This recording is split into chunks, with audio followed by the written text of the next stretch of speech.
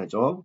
그래서 서로 간의 신뢰라든지 사회 구성 안에 서로 신뢰, 사회의 정직성, 유대감 이런 것들이 사회 자본들이 중요한데 봉사활동은 사회적 신뢰와 연대감을 높이죠.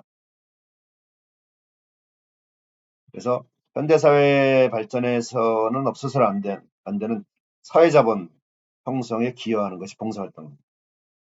그리고 봉사활동을 통해서 다양한 사회 문제를 활동 내용으로 해서 그것을 해결함으로써 사회 변화와 발전에 기여합니다. 그렇죠?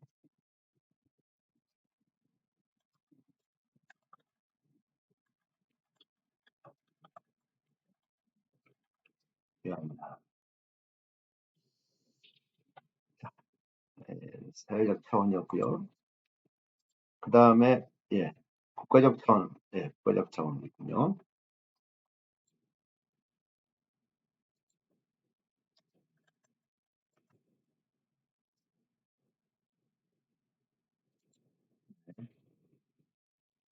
국가적 차원.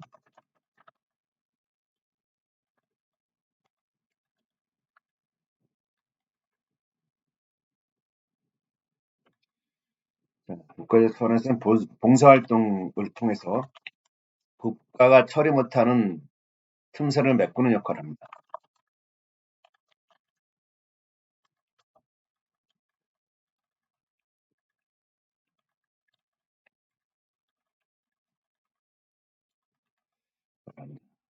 그렇죠?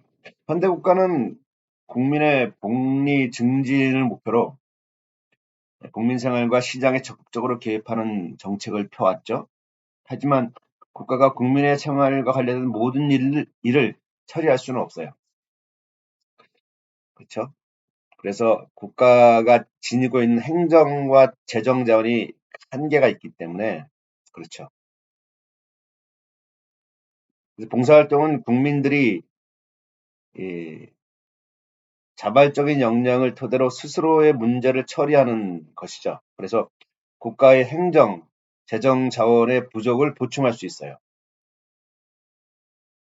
그리고 이 봉사활동은 민간의 다양한 자원을 동원해서 국가가 미처 배려하지 못하는 영역의 문제를 해결을 한다는 점에서 예, 국가가 가진 자원의 전체적인 효율성을 증진시킨다고 볼 수가 있습니다. 그래서 첫 번째는 국가가 처리하지 못하는 틈새를 메꾸는 역할을 해주는 것이 봉사활동이다. 두 번째, 봉사활동은 참여민주주의 토대, 문화를 형성해 줍니다. 형성하는 데 기여한다.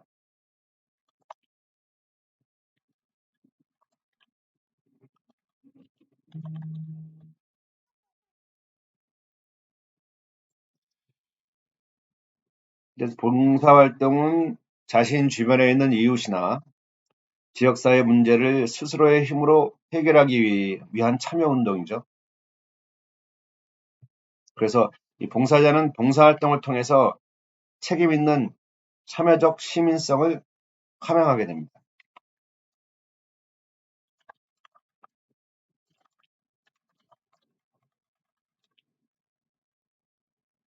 참여적 시민성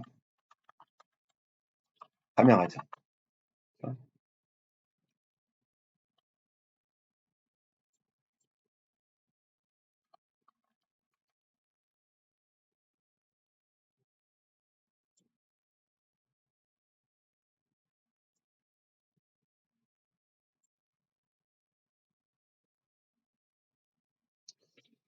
봉사활동 참여를 통해서 청소년이나 성인들은 자신의 삶이 타인과 밀접하게 관련되어 있으며 지역사회의 일원임을 경험하게 되죠.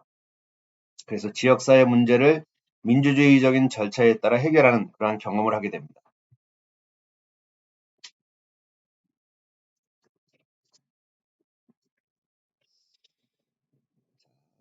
까지가 국가적 차원에서의 봉사활동의 필요성이고요. 다음 또 있대요. 인류적 차원이 또 있네요. 인류적 차원.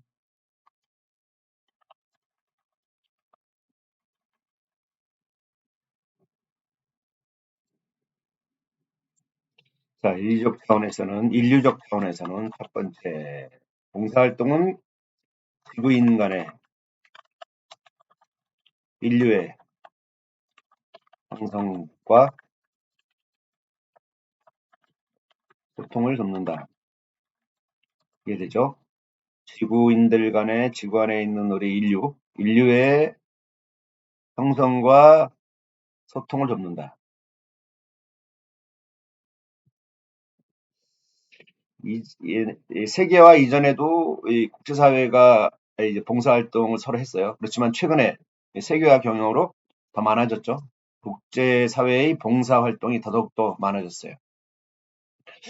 국경 없는 이사회라든가 유니세프라든가 그다음에 헤비타트, 그다음에 지구촌 나눔 운동, 이런 이제 국제사회 NGO들이죠. 많이 활동을 하고 있습니다. 국제사회는 사실 그동안 그 인종 간, 그리고 민족 간, 그리고 종교 간 분쟁과 갈등이 끊이지 않았어요. 크게는 전쟁, 작게는 테러, 이런 것들이 있었죠.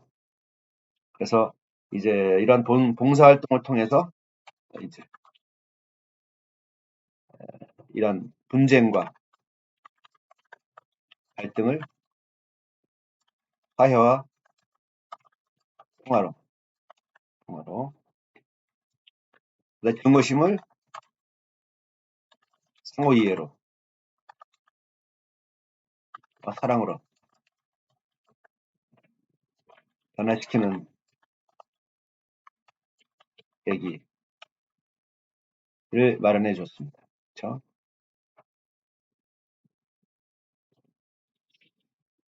그리고 이 봉사활동을 통해서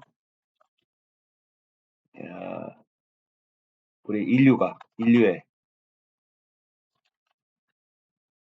평등으로 전 인류를 묶는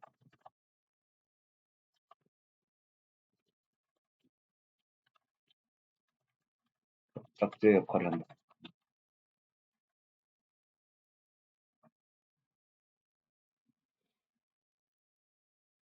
그다음에 증오와 분노로 날카로워진 사람들의 마음을 치유해 주고요. 또한 부드럽게 만드는 윤활유의 역할을 한다. 봉사활동.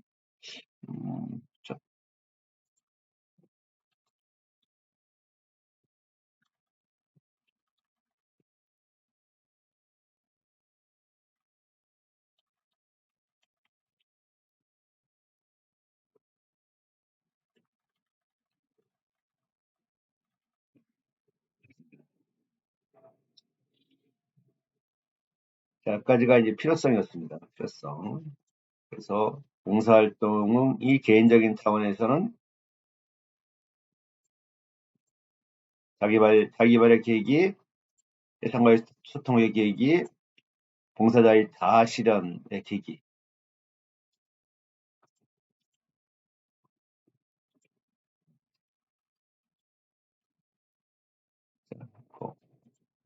사회적 차원에서의 필요성, 국가적 차원에서의 필요성, 인류적 차원의 필요성을 짚었습니다.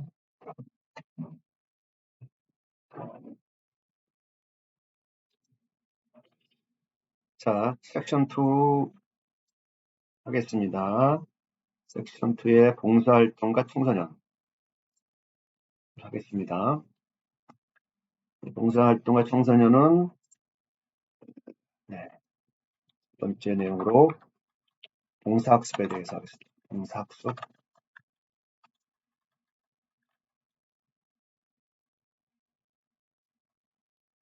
그 다음에 이제 봉사활동 유형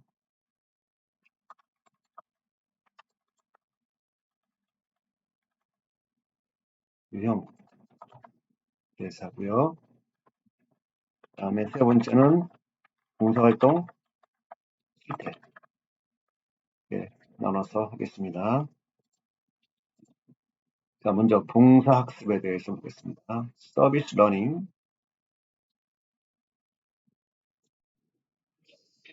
이 봉사활동의 가장 큰 특징 중에 하나가 봉사활동 자체뿐만 아니라 봉사활동을 통해서 시민성을 함양시키는 학습 효과가 있다는 것입니다.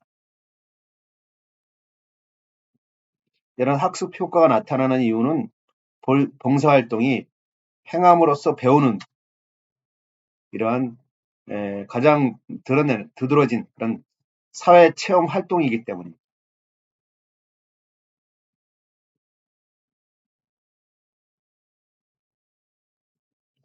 자, 봉사학습은 그 책 보면요. 봉사활동이 지닌 학습성이 더욱 잘 드러나도록 학습적 측면을 고려해서 봉사활동을 설계한 경험학습의 일종이다 하고 이야기하죠. 그래서 봉사를 통한 경험학습이죠. 봉사를 통한 경험학습. 봉사활동을 통한 경험학습. 경험학습이죠. 그리고 가장 크게 뭐냐면 시민성을 함양시키는 학습 효과가 있다.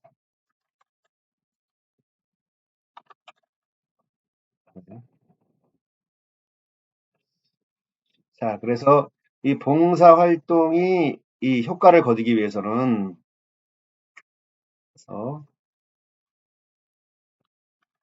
효과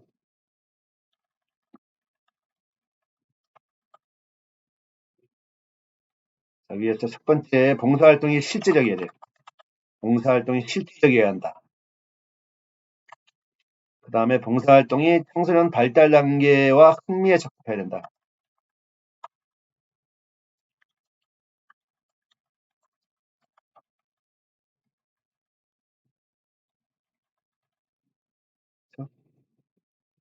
그 다음에 세 번째는 충분한 기간 동안 지속되어야 한다.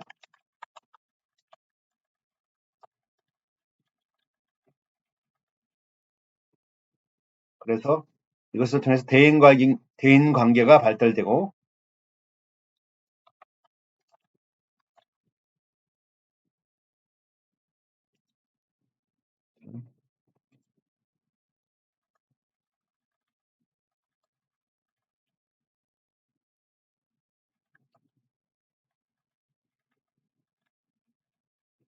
그리고 사람들 간의 신뢰와 이해가 쌓일 수 있어야 합니다.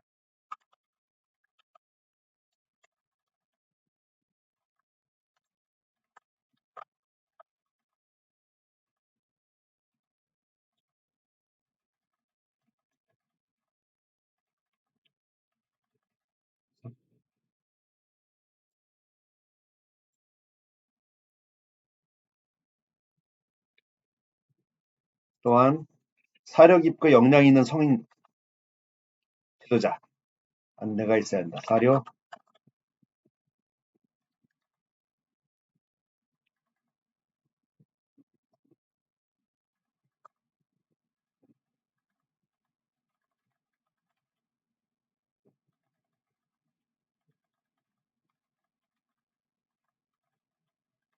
이와 더불어 세밀하게 계획되고 지속적으로 성찰되어야 합니다. 이렇게 되면은 이제 효과를 거둔다는 거죠. 자, 그리고 우리 138페이지 보면은 이제 봉사활동, 봉사학습 효과를 결정하는 봉사학습 구조,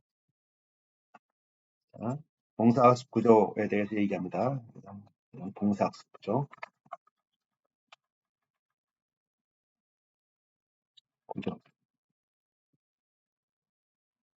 그래서 여섯 가지에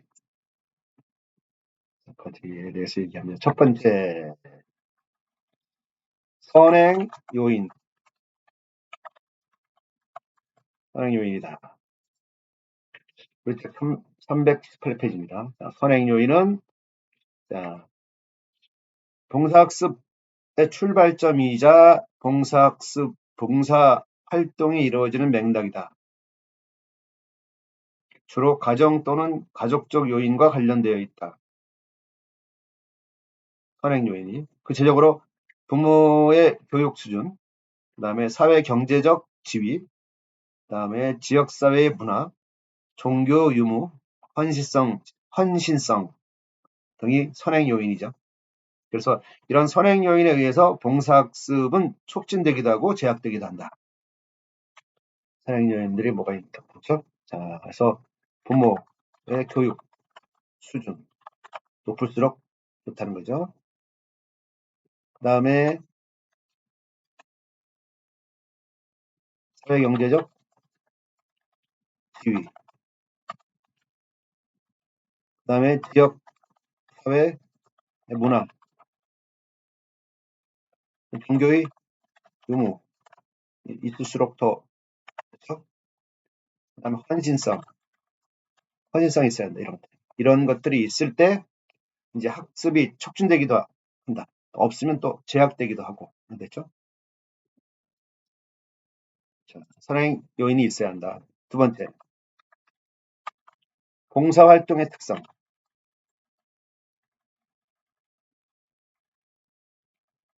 봉사활동의 특성입니다. 이 부분은 이제 봉사활동 프로그램의 질적인 면, 그 다음에 효과적인 실행, 효과적으로 계획을 잘해도 효과적으로 실행해야 되겠죠. 그 다음에 봉사활동 경험의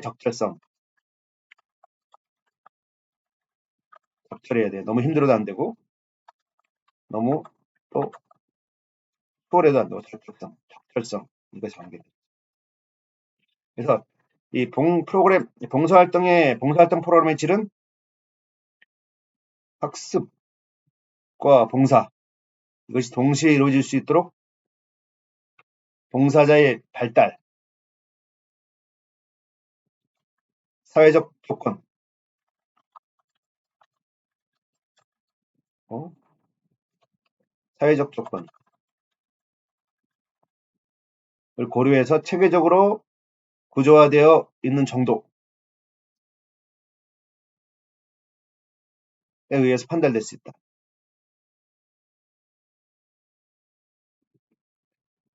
그 다음에 효과적인 실행은, 프로그램 효과적인 실행은 목표에 맞는 양질의 프로그램이 설계돼서 프로그램의 논리에 맞게 봉사자들에게 제공되는 것을 의미합니다. 적절하게. 그래서 이렇게 시행되게 되면 봉사자는 봉사활동 프로그램을 통해서 구체적인 경험을 하게 되는 거죠.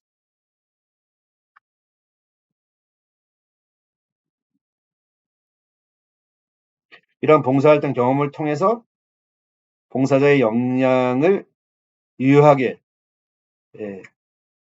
개발하려면 봉사활동에 충분한 활동 시간을 주어야 합니다. 그런 것들이 특성이겠죠. 다음 세 번째는 봉사자의 속성. 봉사자의 속성. 이 각각 개인마다 지닌 특징은 서로 개인마다 다르죠. 뭐 구체적으로 연령, 또한 인성, 뭐 인지구조 이런 것들이 다를 수 있는데 이에 봉사학습의 효과를 결정하는 데 있어서 이것들이 굉장히 중요한 요소입니다. 그래서 봉사자의 속성과 봉사활동의 특성이 상호작용을 해서 개인의 변화를 가져오게 해야 되죠. 봉사자의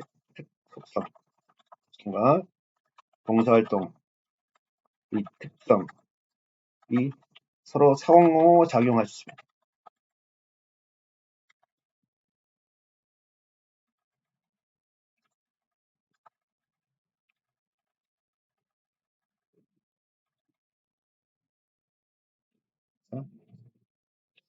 그 다음에 네 번째는 이제 성찰과 반성입니다.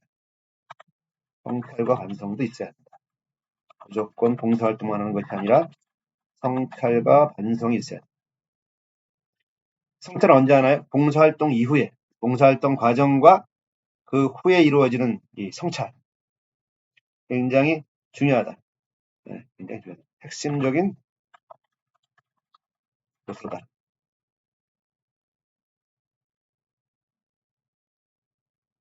많은 학자들이 봉사 학습 효과를 위해서는 지속적인 성찰이 필수적이다. 고 얘기하죠. 봉사활동 이후에. 그래서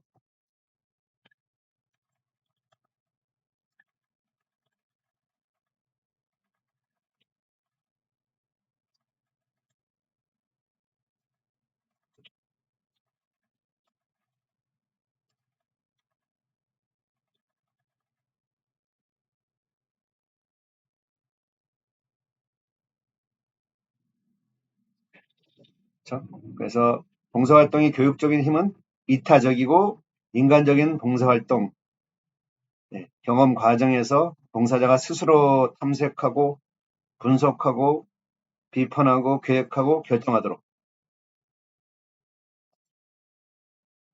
하는 성찰적 경험에서 나옵니다. 성찰적 경험.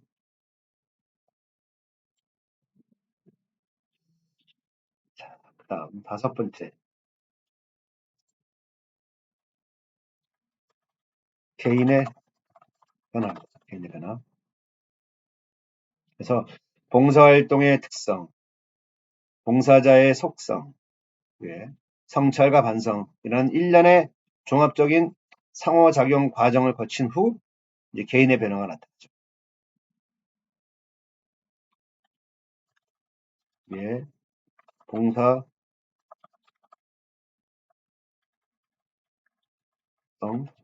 봉사자의 속성, 성찰과 반성이라는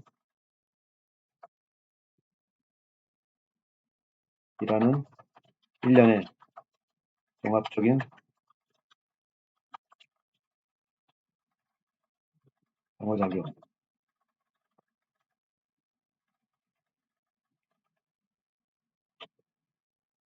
개인의 변화가 나타난다. 그렇죠? 그리고 이런 개인의 변화는 봉사활동 과정에서 경험하게 되는 지적인 자극이나 사회화, 그 다음에 실천 등에 의해서 나타나게 됩니다.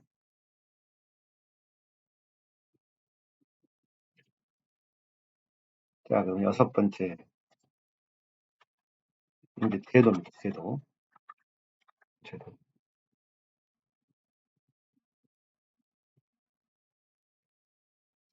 이 제도는 봉사학습 효과를 거르는 여과장치로서의 기능을 합니다.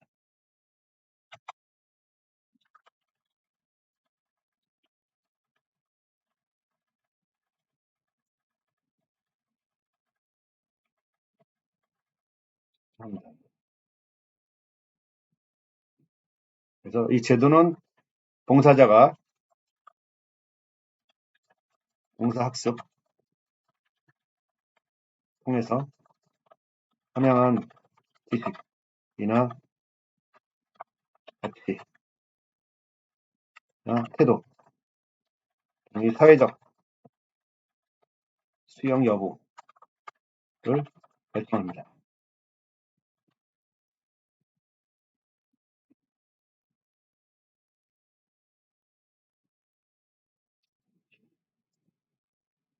자, 우리 책 319페이지를 보면은 제도에 대해서 이야기합니다. 제도는 사회적으로 인정될 수 있는 행동과 지식, 가치와 태도에 대한 합의된 틀이라는 거예요. 이 말은 무슨 말이냐면 이 제도의 틀을 벗어나는 지식이나 가치, 태도 등은 일반적으로 용인되기 어렵다는 겁니다.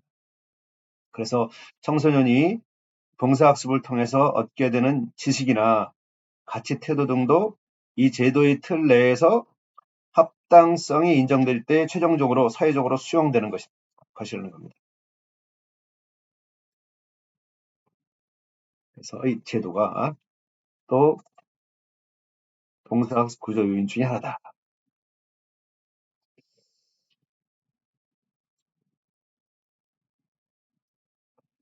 자, 우리 책 320페이지 보면 그 봉사학습 구조에 대해서 그림이 나오죠?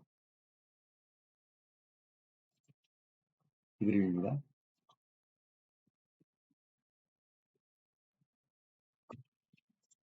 자, 선행요인, 부모의 교육 수준, 사회 경제적 지위, 지역사회 문화, 종교의 유무, 그 다음에 헌신성의 정도. 이런 것들이 이제 선행 요인이 되겠고요. 그 다음에, 봉사활동의 특성은 프로그램 질, 좋아야 하고요. 효과적인 실행이 돼야 되고요. 그래서 적절한 경험이 돼야 되고요. 그 다음에 충분한 시간이 주어져야 된다는 겁니다. 그 다음에 봉사자의 특성은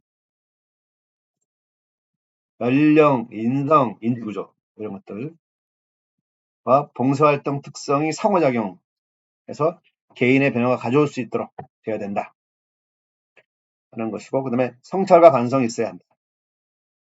그래서 봉사활동이 끝난 이후에 이제 분석하고 평가하는, 점검하고 교정하는 이러한 성찰과 반성이 있어야 한다. 그 이후에 이제 개인의 변화가 있게 된다.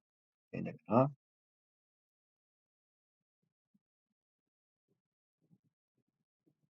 그 다음에 이제 제도는 학습자가 봉사학습을 통해서 함양한 지식이나 가치, 태도 등 그것은 그런 것이 사회적 수용 여부를 결정하는 것이 또 또한 제도이다. 그래서 최종적으로 사회적으로 인정된 시민성 함양의 결과를 가져오는 것이다. 이게 봉사학습의 구조입니다.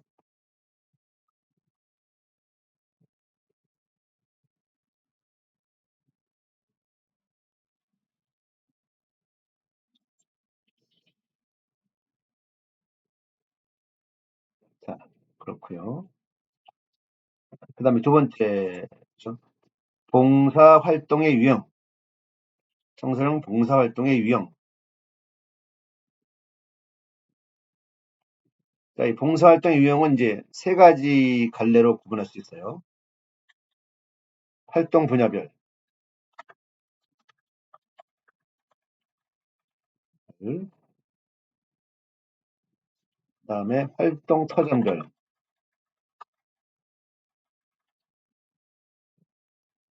다음에 참여 경로별 이렇게 나눌 수 있다.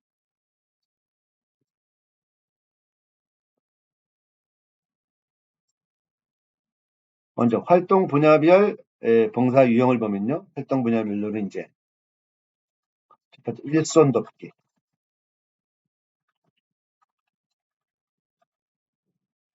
그다음에 위문 활동,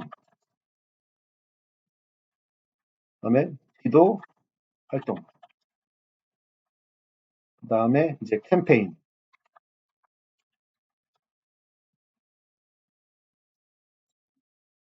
이런 걸 갖고 있고요. 자선 구호, 그다음에 환경 시설 보전 이런 거. 그다음에 지역 사회 개발 이런 것들입니다. 그래서 자, 일선 돕기는 뭐죠? 일선 돕기. 일선 돕기는 일선이 모자라는 공공기관이나 복지시설이나 병원이나 학교나 농어촌을 찾아가서 도와주는 봉사활동이죠. 그렇죠? 그래서 공공기관 일선 돕기, 복지시설 일선 돕기, 병원 일선 돕기 이런 것들이 되겠습니다. 그 다음 위문활동은 우리 사회에서 소외되고 외롭고 힘들게 살아가는 사람들을 방문해서 위로하고 위문하는 봉사활동. 그렇죠? 그래서 뭐 양로원 위문활동이라든가 장애인 위문활동이라든가 고아원 위문활동 이런 것들이 이제 대표적인 예입니다. 그 다음에 지도활동. 이 지도활동. 청소년이나 성인들에게 운동 혹은 문화 혹은 레크레이션 등을 지도하는 봉사활동이죠. 지도활동. 그래서 학업 지도나 복지 시설 아동 지도나 교통 안내 지도나 이런 것들이 이제 지도 활동의 예입니다. 그다음에 캠페인 활동. 캠페인 활동은 특정 사안이나 사회적 이슈에 대해서 사람들에게 정보를 주고 계몽하기 위한 활동. 이것이 캠페인 활동이죠. 그래서 공공질서 확립 캠페인 같은 거, 그 다음에 교통안전 캠페인 같은 거, 그 다음에 환경보전 캠페인 같은 거, 이런 것들이 이제 봉사활동을 할 수가 있다. 그 다음에 자선구호 활동, 이건 뭐죠? 재난이나 재해, 질병, 빈곤 등으로 어려움에 처한 난민이나 병자나 노약자나 빈민이나 고아 등을 돕고 구제하기 위한 활동. 이거를 또 예, 이것에도 봉사하는 거. 불호 이웃 돕기 활동, 난민 구호 활동 이런 것들이 예가 되겠습니다. 그다음에 환경시설 보존 활동은 뭐예요? 환경시설 보존은 환경오염과 파괴로부터 자연 환경과 동식물을 보호하고 주변 환경이나 시설들을 깨끗하게 유지 보호하기 위한 활동을 말한다. 예를 들면 자연 보호 활동, 문화재 보호 활동 이런 것들이 이해가 되겠습니다. 그 다음에 지역사회 개발 활동. 이것은 지역사회 주민의 요구를 파악하고 반영해서 지역사회의 환경을 개선하고 지역사회의 문화 활성화, 지역사회 주민 활동 프로그램 개발 등 지역사회를 발전시키기 위한 활동, 이것이 지역사회 개발 활동입니다. 예를 들어서 지역사회 조사 활동, 지역사회 가꾸기 활동 이런 것들이 바로 이해가 되겠습니다. 자, 여기까지가 이제 활동 분야별 봉사활동 유형을 본 거고요. 그 다음에 이제 터전별, 활동 터전별. 어디서 봉사활동을 하냐. 그래서 활동 터전별. 보면은, 자, 봉사활동 기회를 주는 그런 기관이 어디가 있죠? 첫 번째는 이제 지역사회, 혹은, 시설과 기관, 혹은 자연환경, 이런 것들이 이제 포함되겠죠? 그래서 활동 터전별 봉사활동 유형은 공공기관, 시설, 봉사활동, 그 다음에 사회복지시설 봉사활동,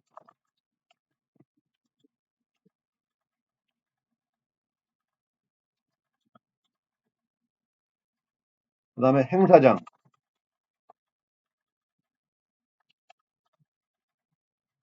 그 다음에 농어촌,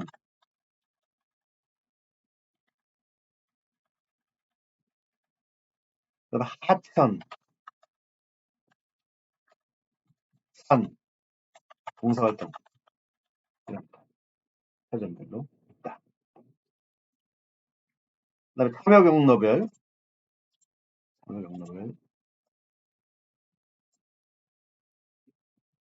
네 가지 유형, 네 가지. 첫 번째는 학교를 통해서 봉사활동에 참여하는 것. 그죠? 이건 이제 청소년의 90% 이상이 학생이죠. 그리고 학교가 봉사활동이 지닌 봉사학습 효과를 인정해서 적극적으로 봉사활동을 권장하고 있기 때문에 학교를 통해서 봉사활동에 참여할 수 있고, 그다음 두 번째는 사회시설과 단체를 통해서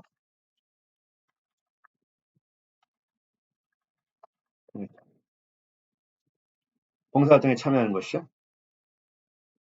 그래서 청소년 봉사활동을 장려하기 위한 다양한 봉사활동 관련 단체가 있고요.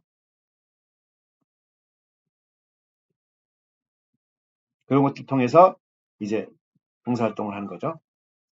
세 번째는 종교 기관을 통해서. 그렇죠? 교회나 성당이나 사찰 통해서 봉사활동에 참여하는 것입니다. 종교기관은 이념상으로 볼 때 봉사활동과 가장 친화력이 높은 것이죠. 그래서 종교가 추구하는 것이 소외된 이웃에 대한 배려와 구제이기 때문입니다. 실제로 종교기관에서는 다양한 봉사활동 프로그램이 운영되고 있죠. 이러한 프로그램을 매개로 청소년들이 봉사활동에 참여할 수 있다. 마지막으로 네 번째는 이제 특정한 매개 없이 청소년 개인적으로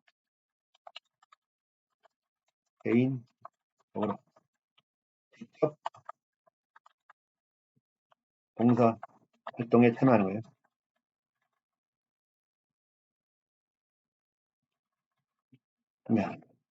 이렇게 해서 이제 봉사활동 유형들을 활동 분야별, 활동 터전별, 참여 경로별 이렇게 나눌 수 있다.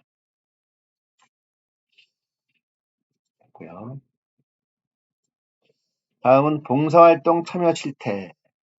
봉사활동 참여 실태를 한번 보죠.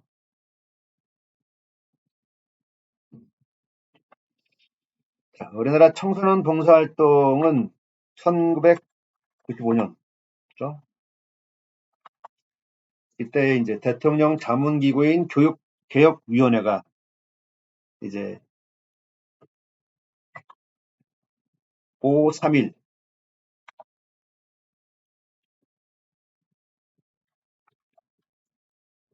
교육개혁 방안을 제시했죠.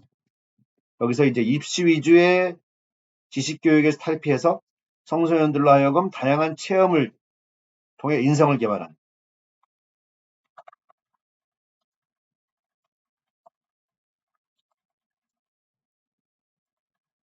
말하고 공동체 의식을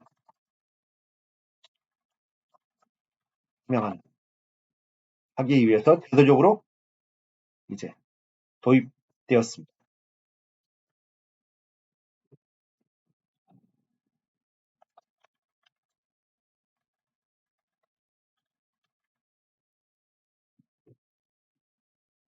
어떠한 내용들이냐면은 이제 봉사활동 내용과 참가 시간을 생활기록부에 기재하죠.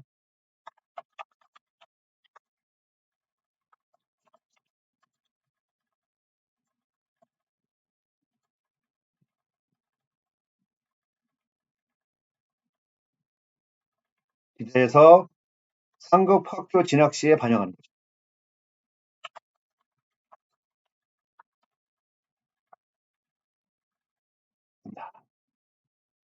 이렇게 하면서 학교를 중심으로 봉사활동이 활성화되기 시작했어요. 그리고 점차 사회적으로 확산되기 시작했어요. 자, 이러다가 이제 2005년에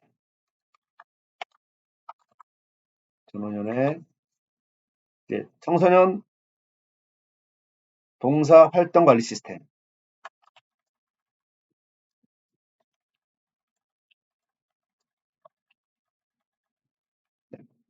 구축했죠.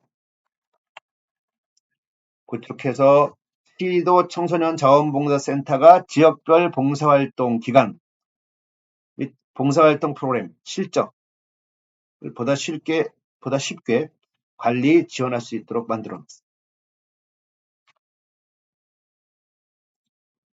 그러다가 이제 2008년에는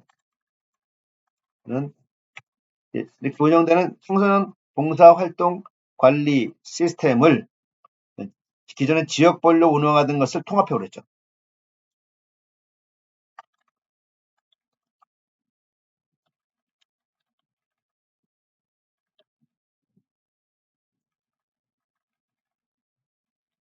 통합 시스템으로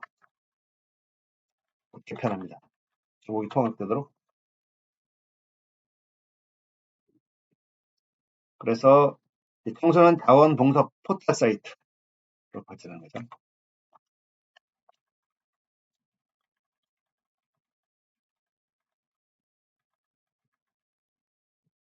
그래서 청소년 봉사활동 관리의 안정성, 편리성, 정보 제공 확대를 꾀했다.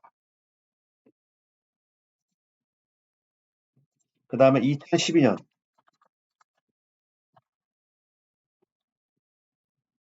여기서 이제 2012년에는 여성가족부 청소년 통합 정보 시스템과 통합 작업을 추진합니다.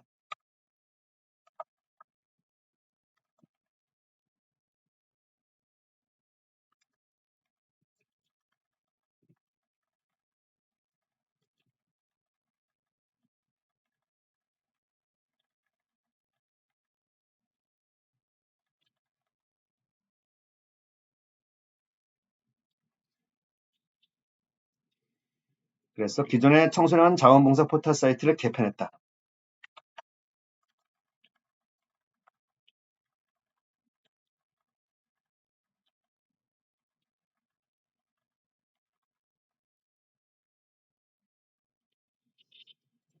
여기다가 2013년에는 여성가족부 청소년 자원봉사 포털 사이트하고 행안 안전행정부 자원봉사 통합관리 시스템을 연계합니다.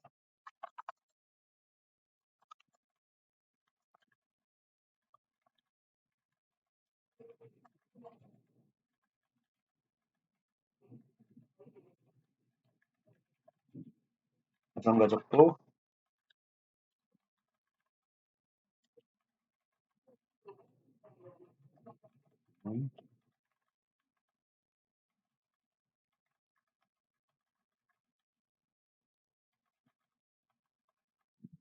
사업을 추진한다.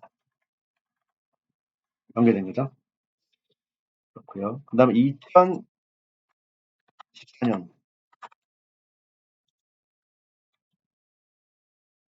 이제 청소년 백서 따르면 이제 2002년부터 2013년까지 청소년 봉사활동 현황을 이제 책에서 볼 수 있죠.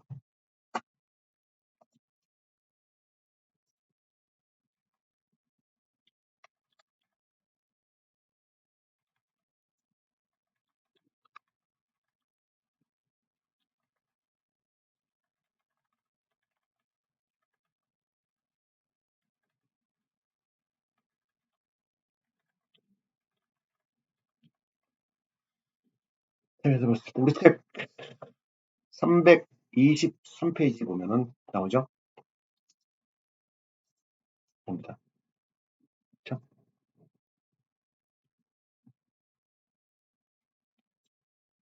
그래서 2002년부터 2013년도까지 쭉 하고 증가하는 걸 볼 수 있어요. 그렇지만 요거 2009년도에는 좀 감소했고요. 그리고 지금은 2013년도 현재에는 17년도 290만 290만이 넘고 있다.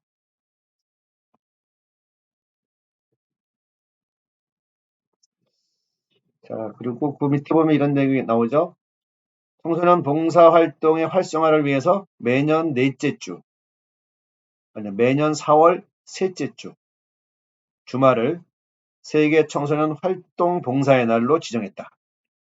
매년 4월 셋째 주 주말. 그래서 봉사활동 행사를 벌이고 있다.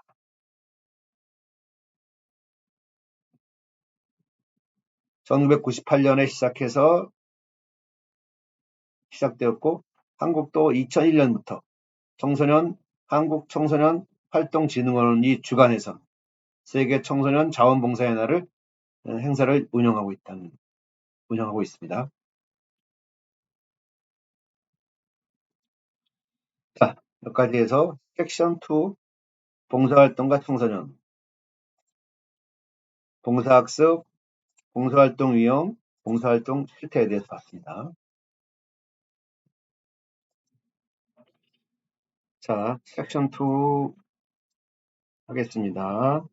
섹션 2의 봉사활동과 청소년 하겠습니다. 봉사활동과 청소년은 첫 번째 내용으로 봉사학습에 대해서 하겠습니다. 봉사학습.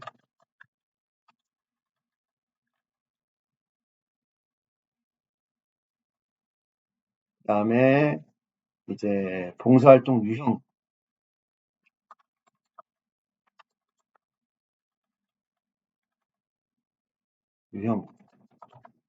대해서 하고요. 그 다음에 세 번째는 봉사활동 실태. 예, 나눠서 하겠습니다. 자, 먼저 봉사학습에 대해서 보겠습니다. 서비스 러닝. 이 봉사활동의 가장 큰 특징 중에 하나가 봉사활동 자체뿐만 아니라 봉사활동을 통해서 시민성을 함양시키는 학습 효과가 있다는 것입니다. 이런 학습 효과가 나타나는 이유는 봉사활동이 행함으로써 배우는 이러한 가장 두드러진 그런 사회 체험 활동이기 때문입니다.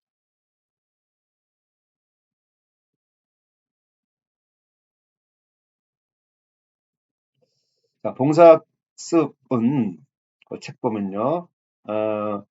봉사활동이 지닌 학습성이 더욱 잘 드러나도록 학습적 측면을 고려해서 봉사활동을 설계한 경험학습의 일종이다 하고 이야기하죠. 그래서 봉사를 통한 경험학습이죠. 봉사를 통한 경험학습. 봉사활동을 통한 경험학습. 경험학습이죠. 그리고 가장 크게 뭐냐면 시민성을 함양시키는 학습 효과가 있다.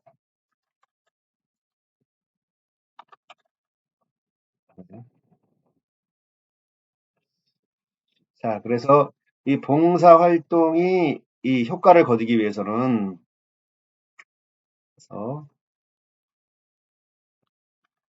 효과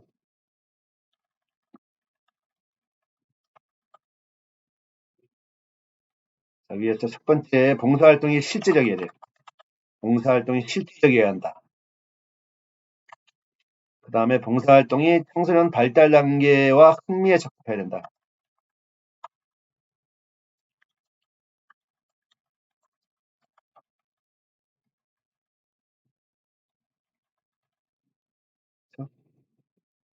그 다음에 세 번째는 충분한 기간 동안 지속되어야 한다.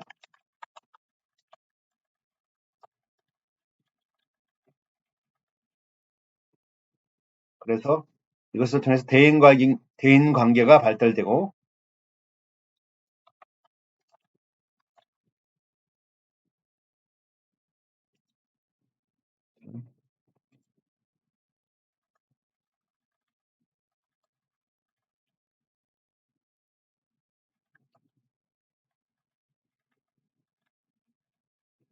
그리고 사람들 간의 신뢰와 이해가 쌓일 수 있어야 합니다.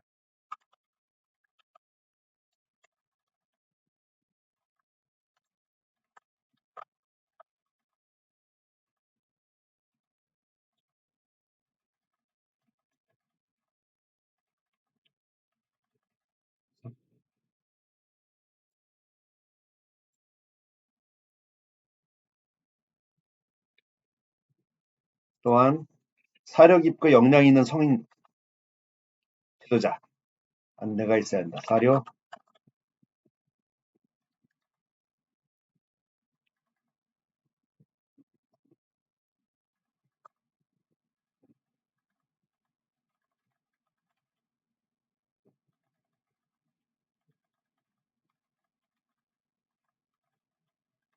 이와 더불어 세밀하게 계획되고 지속적으로 성찰되어야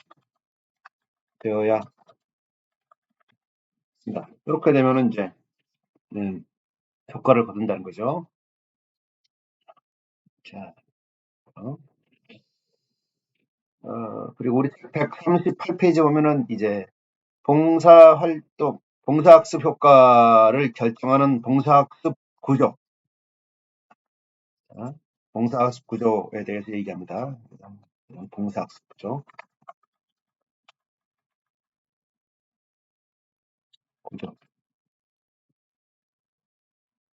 그래서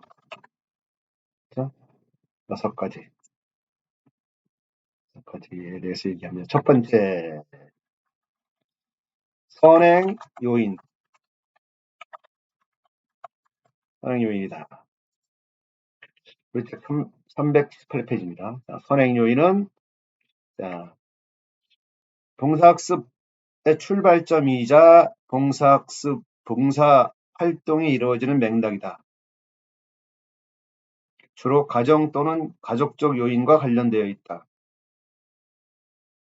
선행 요인이. 구체적으로 부모의 교육 수준, 그 다음에 사회 경제적 지위, 그 다음에 지역사회의 문화, 종교 유무, 헌신성 등이 선행 요인이죠. 그래서 이런 선행 요인에 의해서 동사학습은 촉진되기도 하고 제약되기도 한다. 선행 요인들이 뭐가 있다. 그렇죠? 자, 그래서 부모의 교육 수준 높을수록 좋다는 거죠. 그 다음에 사회 경제적 지위, 그 다음에 지역 사회 문화, 종교의 유무 있을수록 더 좋죠. 그 다음에 헌신성이 있어야 한다. 이런 것들이 있을 때 이제 학습이 촉진되기도 한다. 없으면 또 제약되기도 하고. 됐죠? 자, 선행 요인이 있어야 한다. 두 번째, 봉사활동의 특성.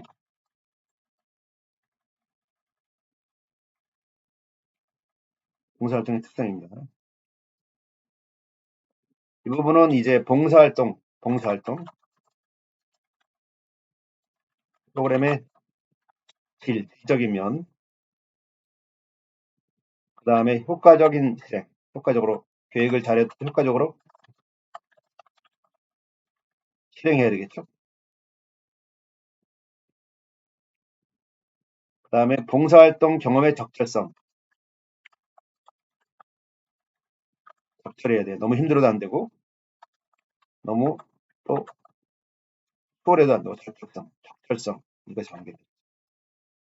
그래서 이 봉사활동 프로그램의 질은 학습과 봉사 이것이 동시에 이루어질 수 있도록 봉사자의 발달, 사회적 조건,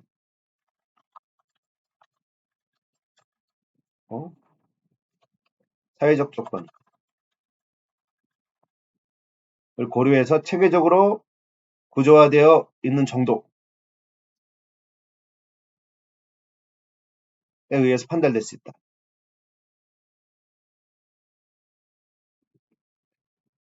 그 다음에 효과적인 실행은 프로그램 효과적인 실행은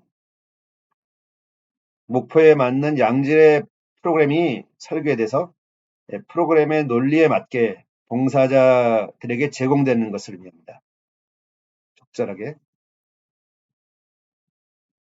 그래서 이렇게 시행되게 되면 봉사자는 봉사활동 프로그램을 통해서 구체적인 경험을 하게 되는 거죠.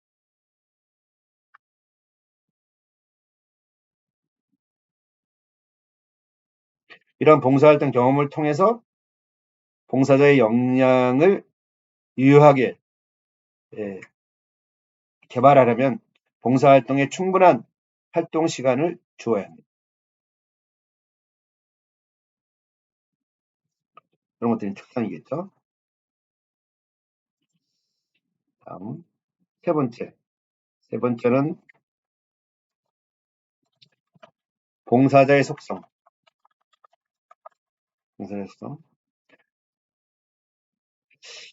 이 각각 개인마다 지닌 특징은 서로 개인마다 다르죠. 뭐 구체적으로 연령, 또한 인성, 뭐 인지구조 이런 것들이 다를 수 있는데 이에 봉사학습의 효과를 결정하는 데 있어서 이것들이 굉장히 중요한 요소입니다. 그래서 봉사자의 속성과 봉사활동의 특성이 상호작용을 해서 개인의 변화를 가져오게 해야 되죠. 봉사자의 속성과 봉사활동, 이 특성이 서로 상호작용할 수 있습니다.